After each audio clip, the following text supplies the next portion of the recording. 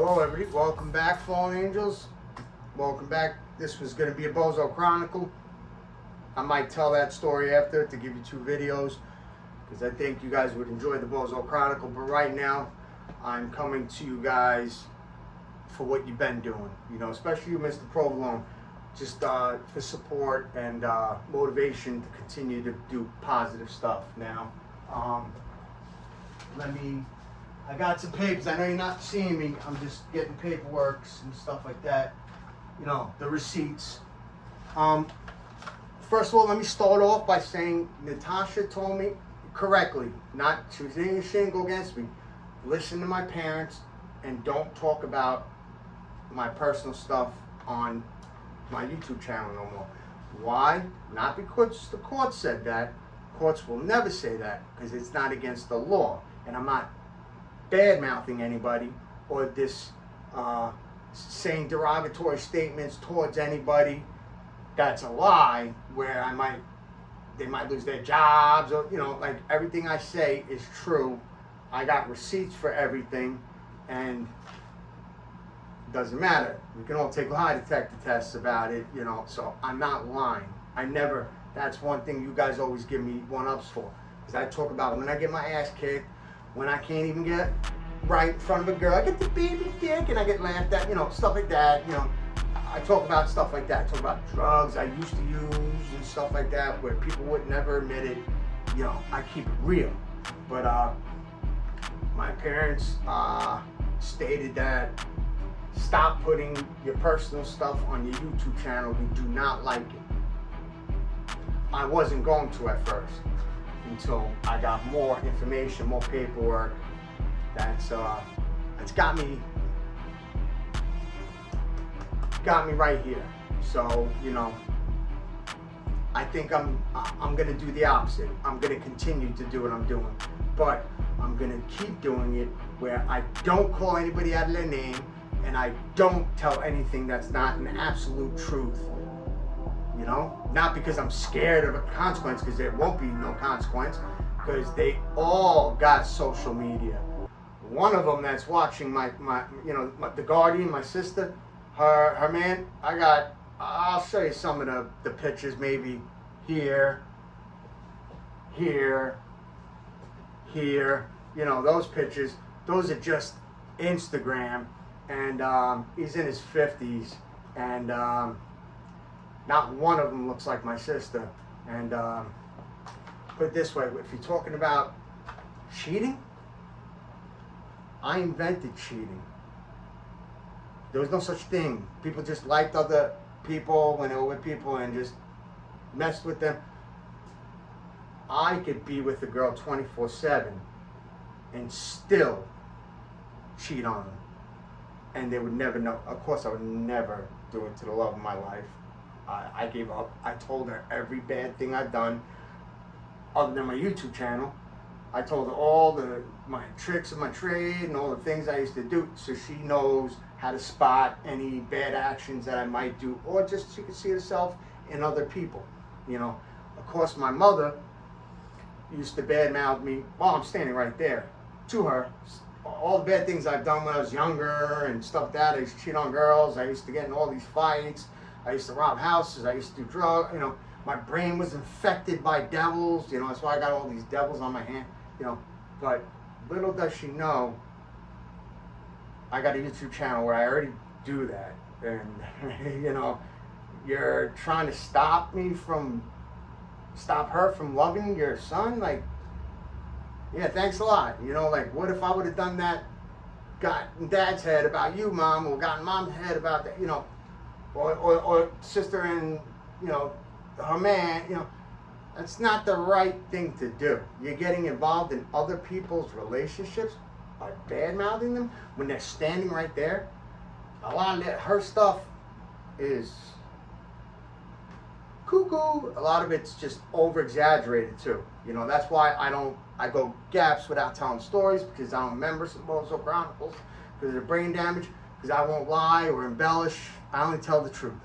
Now, I need a court to tell me I can't have a social media site no more, a channel where I talk about my past, where I do it to help others learn from my mistake so they don't have to learn from their mistake and consequences. They can learn from my mistakes and not have to suffer the consequences. They can just learn from my mistakes alone. And the way I tell it, they're either laughing with me about the story, the way I tell it, or at the end of the day, just laughing at me. That's why it's called the Bozo Chronicle, because I'm the Bozo 9 out of 10 times. You know what I mean? But I'm fine with it either way, as long as you guys are enjoying your time and you learn something. And hopefully I keep at least 1 or 2 people out of trouble. You know, learn from my mistakes. Now, I don't know if you guys can see it. It's going to be in mirror, but that's showing all negative. If you can't see it, showing all negative. And I get it thrown in my face every day, not every single day, because they don't talk to me. I don't get talked to by nobody. Natasha, do I have a family? You heard her. If you didn't, she said no. They're alive. I just don't have family. They either badmouth me, aggressive towards me, say things about me, and embellish. And I have the proof in the pudding right there. It's all negative. But they're saying the kid came out positive for this. No, he didn't. We got the hospital paperwork. We came up positive because we were smoking marijuana that had a little bit of, it was laced a little bit because the guy I got it from, and I'm putting quotes on this because he's not mine right now. My friend was selling it to us because we didn't have a car at the time. I was living in Rustic, and I didn't feel like going to Mastic with the buses to getting legit shit. I figured he would just give me a legit bud, and I got good deals from him. Have a nice day. But then we were pissing dirty for not just marijuana. And our first CPS lady said, if you guys coming up dirty for marijuana, I don't care about that. It's not a concern. Other stuff is a concern. Just don't come up dirty for the other stuff. And I ran right to the Mathers urinal place, drug place. That's not in the hospital. It's not far from it though. To give them 2 urines, both of us, not back to back, 1 day in between them. So we didn't get it out of our system yet. They're both the same, basically taking 2 in the same day, basically. And we came up dirty for weed, came up dirty for cocaine. I came up dirty for cocaine. That's all said in my paperwork because I take other meds, and those are allowed to be in my urine, and they were. She had other stuff in the urine. Long story short, I confronted the guy. I'm not going to say his name because that's not who I am, and I will never say his freaking name. But I confronted him. Why am I coming up dirty? You're the only person I'm getting anything that's mind-altering, even a little bit from. And I pissed dirty for this, blah, blah, blah, blah, blah. And he said, bro, you know me. I do the methadone clinic. I do heroin, bundles, grams, whatever. And he smokes his, the pipe. And he fell asleep multiple times driving on a regular road in the daytime and messed up.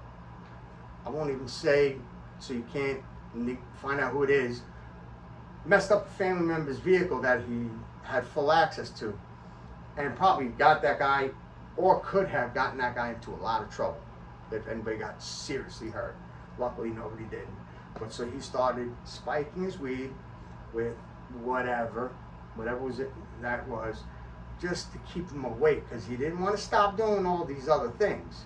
But he would nod out in front of his parents, in the car. He would go to sleep while he was driving. He was just nodding out. That he would smoke that weed, a bowl or 2, whatever, or roll it, whatever. However he did it, I didn't ask him that question. And whatever was on it, it would keep him awake enough to where he didn't show like he was on dope and methadone, because he goes to the clinic. He was able to stay awake and aware and look more alive than just like a walking corpse. Now I know the deal because that's how I got my 10 years, because I was a slave to that drug, heroin, just heroin. But yeah, so I found out why. And he says, I used to shake the shit out before I sold you a bug because I ain't giving you none of my shit. You didn't pay for it. So, not good enough apparently, because we had trace amounts. That's all it was trace amounts. If we were using those drugs, we would be using them. Really using them. You know what I mean? We wouldn't have just micro trace amounts. Because I gave the urines right after, you know, anything was said about us doing anything, just to prove them wrong, because they were going to close our case in 3 weeks anyway, because it was a false flag. But when we came up dirty like that, they said we have to bring it to court, and I relied on a family member, my sister. Fuck it, I'll say it, my sister. I won't say no names, so they could stay anonymous if they want, because I got multiple. So you know, I got a lot of people in my family, so good luck on doing your own research and trying to figure it out. But I'm not here for that. I'm here just to tell you the story and what's going on with my emotions. I thought she would take the kid because CPS was all right with it, because I had Natasha in a house where she wasn't supposed to be. Basically subletting her for free. She was living there, not allowed to live there. She lived there for 2.5 years and got a mail there. And there's something called squatters' rights. You're living in a place for 30 days or more, and you have a piece of mail there, you live there. Whether you are asked to live there longer than that, allowed to, you live there. They have to go through the entire eviction process to get you out. It's called squatters' rights, real. People hate how I know that as a rule, but I do, and I have personal experience of dealing with it in certain houses. So I know the rules and the rights and the regulations. I know how to deal with it. So I got her, made sure she got mail there. They tried to stop it, but they're dealing with me. But that ain't the part of the story. So they threatened me, though. That place said she's having a kid in this place, only 3 older gentlemen, mental health and physical, or both, supposed to live here. The kid ain't supposed to live in an environment like that. We're calling CPS when the kid's born. Sure you are, no problem. Okay. They did. They did. Because it all started, I'm sorry, baby. You guys know, a 21-year-old, and I'm going to blow up her name, Monique. Is that how you say her last name? I forget it. Souza? I forget it. She forgets. I think it's Souza. Just so you could mess with her. She was 21 years old, trying to sleep with me. And then I found her, so I am not doing anything with you. She was my counselor for the house I lived at, me, 2 other guys. And she acted like we were dating for like 9 years, and I left her for Natasha. Like, that's how hardcore aggressive she went on me. I had to tell the staff to get her out, to get her out instead of giving her a strike, like something bad, like you gotta leave because you did something inappropriate with a resident and put him in blah, blah, blah, blah, blah, and everybody knew and everybody heard what you said when you were complimenting how he looks, and even the workers. They gave her a title raise because none of them were counselors. I demoted the entire corporation because everybody was called our counselor until I got there and read their rules and regulations. They're not counselors because she's 21. Graduate school at 18, 17, if you skip the grade. I skipped the grade, but then I got left back grade, so I graduated on time. But 17, you don't have enough. There's not enough time. There's not enough schooling where you can get the right credentials, the plaques to put on your walls to be a certified counselor. You know what I mean? So I knew there was something up with that, and I did more research, and they got to tell you who they are and what job they have, position and blah, blah, blah, all this stuff. I had all their rules that they wrote in my head, memorized. They're all peers. They're not even counselors. Sorry, I said low battery. They're all peers. They're not counselors. So now they weren't allowed to call themselves counselors no more. They were just peers. Why? Because I came into the picture and I know what I'm doing. So enough of that. But they did that, and we had the CPS. And I gave it to my sister, thinking my sister would look out for her brother, because I love my nieces, and I'm good with kids. I got a 20-year-old kid. I hold the kid, CPS gets out of our hair, give the kid back, everybody moves on, everybody's happy. It's not what's going on. I just talked to my lawyer. I got a motion that's getting put in to terminate the guardianship I have at the moment, which is my sister. A man is like me. I am too, an ex-con. He was a drug dealer. He would sell drugs to pregnant women, to women who had babies on a stroller, grown women, men, you know, because if he didn't sell to them, the next block would. So he did what anybody would do. But don't act like you're Jesus, Mary, and Joseph, you two, when your back door, your backyard is just as dirty as mine. You know what I mean? I at least robbed houses when nobody was home. I was ruining myself with the drugs. You chose to ruin everybody's lives to not have to work, to make money like that. Okay? Now, my sister was the only one allowed to be the guardian. He couldn't be because he's an ex-con.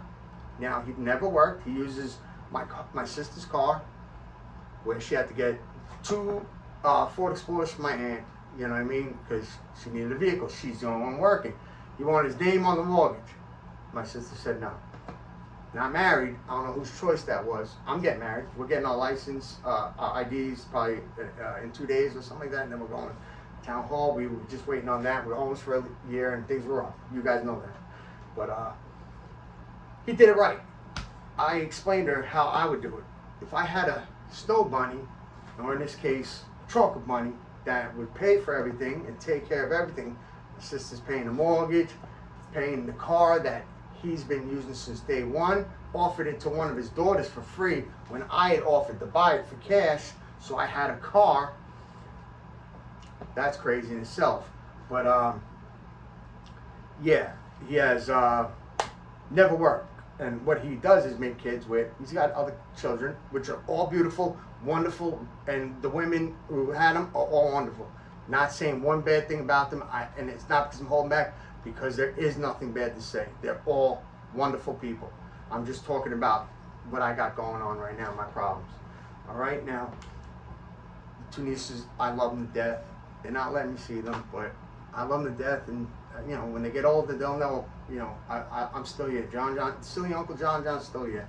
But my sister works. I used to say, how you see a house, no, I won't say what I really call them. How is he a house individual and you work? Like, how is that possible? And you know, like, how you even, oh, I make more money in one day than most people do in a whole year. That was her flex. So I made a video by saying the only way that's possible is if you're an LMT, a licensed massage therapist, and doing something else. I'm just rolling dice right now, but you know, doing something else, because I used to go to massage parlors and I'd pay them $160 for an hour massage, and then I got to do whatever else. Use your imagination. You guys already know. So there's different prices, different buildings, you know, but they're all over Long Island. The only way, though, a person can make more in one day than most people do in a year is if there's endings that are happy for people. Put it that way. Happy ending, you know. And I found out later that that was a fake flex, that she's struggling with a mortgage. So now, struggling with a mortgage, but you're taking another kid under your wing, and the other guy's not working. He did it smart. Exactly what I would do. You have a kid, put a kid in the woman. Now you don't have to work, because you could be the house individual. You know, babysitting the kid, saving the money on the babysitter. Why work? You're gonna have to pay a babysitter. You're not gonna make that much money because a lot of it's gonna go to the babysitter. So you're just gonna be at home and do chores, you know. I don't know, he had some chores where my family tried to help him selling those things that come on steak. Like when you order steak and you get like a microgreen, he was trying to make a business out of that, like selling that to eat, to live on. I throw that away.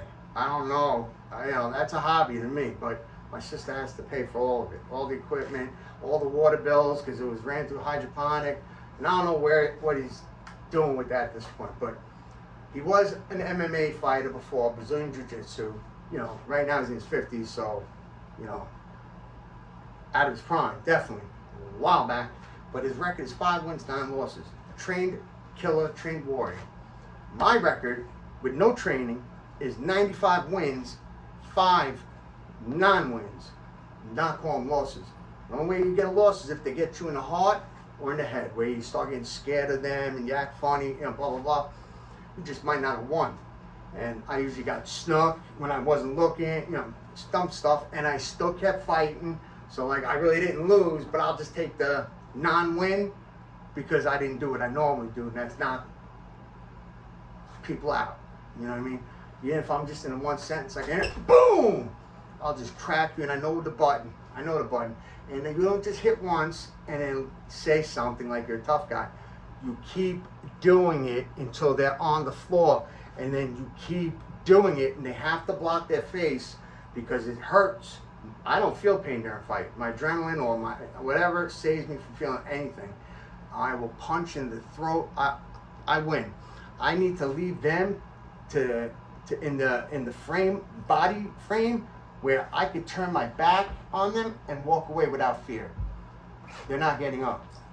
You know what I mean? And now I'm too old. You know what I mean? But I don't care what anybody says, as far as the people who might say that didn't happen or you didn't hear it. She heard it. He heard it. Sister heard it. Like, I did it. My family knows about it. My aunt even threw it in my face to try to amp me up, try to line me up to act up. I told her, just let me out of the fucking car. You can talk shit like this, let me out of the fucking car. I've been nothing but sweet and passive. Let me out of the car. And then she cut her shit, and she kept driving me where I had to go, sell golf clubs, and then bring me back. Like, that's how I get treated. But I told him, let's get this over with. I'm trying to fight. I'm at the 7-Eleven on Boyle Road. Come here now and let's fight. Let's get this over with. You're a trained martial, Brazilian Jiu-Jitsu. Let's get it over with. And I was talking to him the whole time.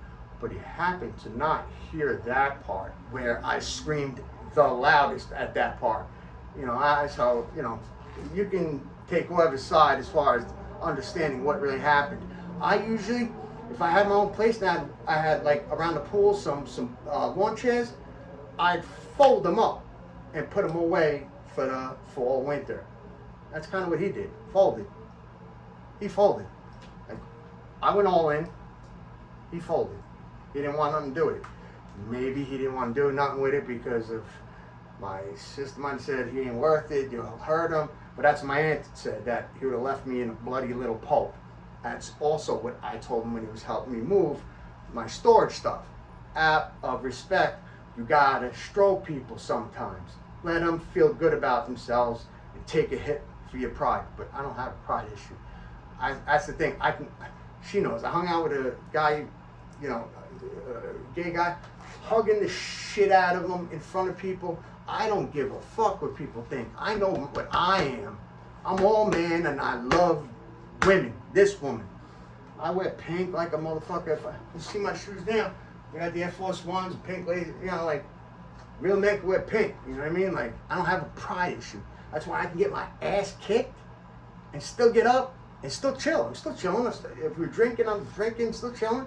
Like, it don't affect my pride. Like, I don't need to worry about what other people think. Oh, he just got his ass beat. Were you in that fight? When was the last time you fought? You know what I mean? Like, shit like that. Most people don't fight. And the last 6 people, and it don't happen normally, she was there. I thought she thought I was a monster. I tried to fight. I'm like, yo, you talking real tough, man. You look like you tough too. Well, I am tough, nigga. Let's fight right fucking now. And all 6 people folded, and they weren't like me. So it's not like people say, oh, white people only look for white people to fight, and if an Indian or an Irish, Asian or black person comes up to them, they get scared. Maybe most of the time, mostly, but when you generalize or assume, you make an ass out of you and me, because they were all of color. Not because I'm racist. My son is, my wife is black. It just happened that way. Because there's 6 different stories, and I'm not going to waste you guys' time with them right now. But one time, it was 2 people. One guy that I lived with, which was bigger than me, and his friend, which was like Shaquille O'Neal size, and I tried to fight them both at the same time, because the Shaquille O'Neal guy tried to say, let's set up a play fight, and I was down for it too fast, Then he said, no, we got to get gloves first. I said, fuck gloves. He goes, well, we're going to punch from the neck below. I said, no doubt, let's do it. He's like, no, you can get hit in the head though, bro. It could be an accident. You get hit in the head. That was his plan. Always fight me. Well, I thought it was just a play fight, but I don't play fight. I did 10 years in prison. You don't play with your fucking hands. There's no such thing at my age as play fight. So I took that as an SMD, suck my dick. If you say suck my dick, you better hit the person before they finish that sentence, or you just people are gonna just start testing, sneak thieving you, making you be that pot washer. You know, you better handle that. Put an H on your chest and handle it. Just like my mom told my future wife, I died 8 times. I say the same thing that Ill Bill said. I'm gonna make the devil wait a little.